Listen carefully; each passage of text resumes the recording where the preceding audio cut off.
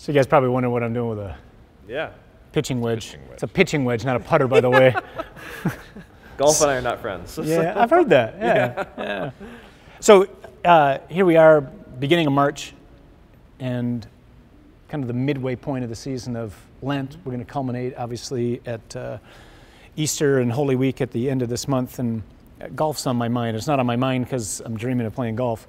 It's on my mind because I've always felt it to be one of the best images I know of in thinking about how to live life. So, you know how to play golf?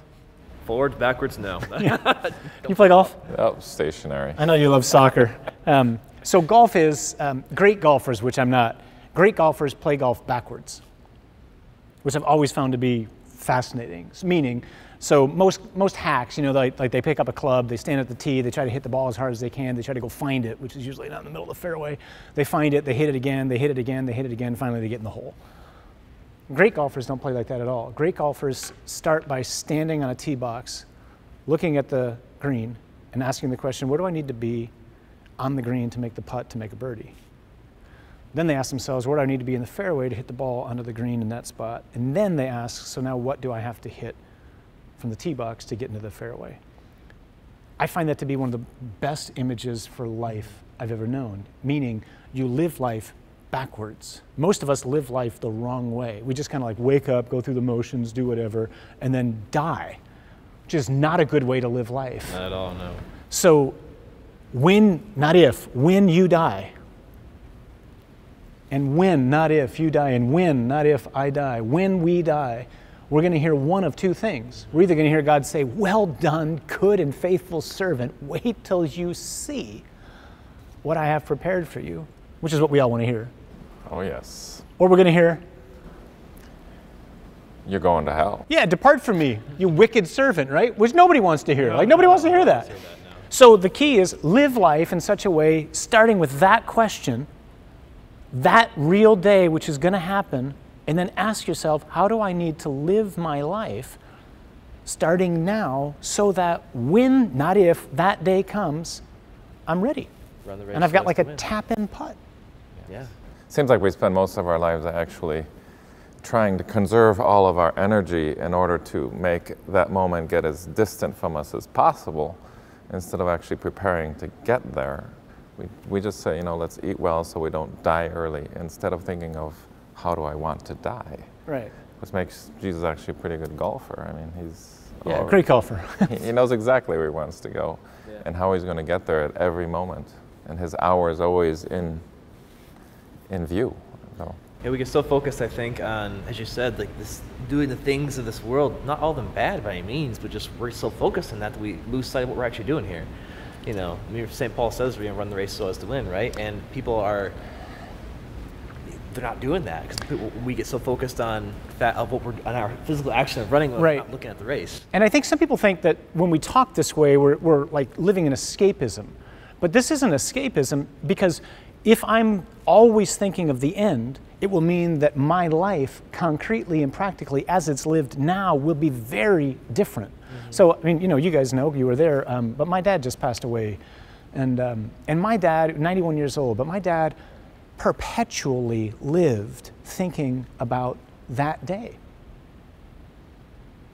I mean, he had everything in the world.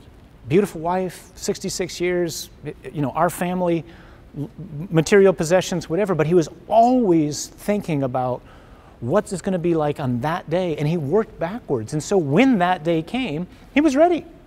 And it changed, it meant that he, you know, went about, you know, staying in touch with, you know, friends and family who were all over the country. It meant, you know, staying close to the Lord in prayer and in the sacramental life. It meant addressing situations that he needed to address. It meant real, concrete, practical transitions in his life, or transformations in his life. Mm-hmm. And it made him to be a better man. So here we are in Lent, midway point, and the season of Lent is, you know, at least a significant part of it is all about this. Like, what's in my life that's got to go so that when I'm there, I'm ready.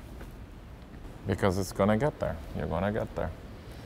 And like each one of you, I mean, even your father, for example, his way of approaching life by focusing on how to prepare for death was also how he brought you up. I mean, each one of our parents has instilled in us that I brought you into this world, in order to meet God.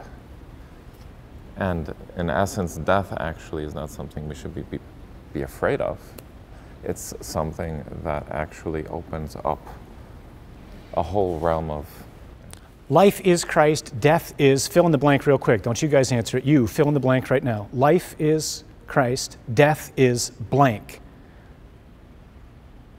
Do you know how St. Paul answers that question? Death is gain. That's the scriptural worldview.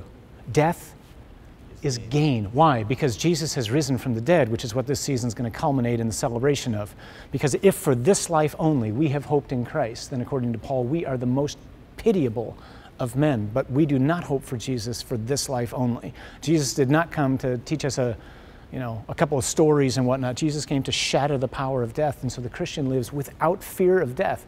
Does it still give me pause? Absolutely. It's an awesome thing to stand in front of God. Right?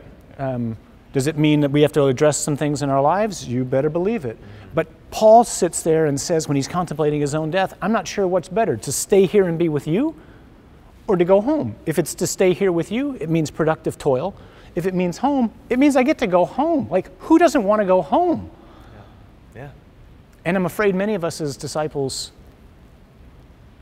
I don't know that we're really loving the Lord if we're sitting here going, when I ask you how you doing today, and your response is, well, I'm still on this side of the grass. That's not a biblical response. The biblical response is, I'm here, it's productive toil, but man, I long to go home and be with God. We've got to break our vessels of perfume that our Mary Magdalene did on the week before Christ and sacrifice them. Just shatter everything. Don't save your lives for some possibility. Don't try, because he has conquered death. And therefore, the more you spend of your life, the more you gain. So we're going into Holy Week not too long, right? And then we're going to head into Easter. What do you want to say to folks? What would you guys say? What invitation, what encouragement, what challenge would you say to help us better prepare for Holy Week and for the celebrations that we're going to have of all that Jesus has done for us? One of my things is give it all to Jesus. Don't hold anything back. Give it all to him. And the way you do that, especially as we enter Holy Week, is to ask him very clearly and very honestly to help us do that, to give us opportunities to give everything to him, to give us opportunities to enter into the mystery that is Holy Week, to the mystery that is Easter. That's how you do it. You ask him. You can't do it on our own. None of us can do this on our own. If we ask him, he will help us. So give it all. What would you say? I'd say, building on top of that in this year of mercy, it's give everything, but don't think that everything you can give is your possession. In other words, you have Christ in your heart. He said, I will be with you always. So sometimes we give things out, but we're afraid, we don't realize that everything is Christ himself. There is no limit to our giving. And we have to be super generous, and we have to figure out, how can I help the church? How can I help my neighbors? How can I help the random people around me? How can I reach out? And there's nothing that can overwhelm me. There is nothing that can overcome me, because Christ has conquered death. He has conquered everything.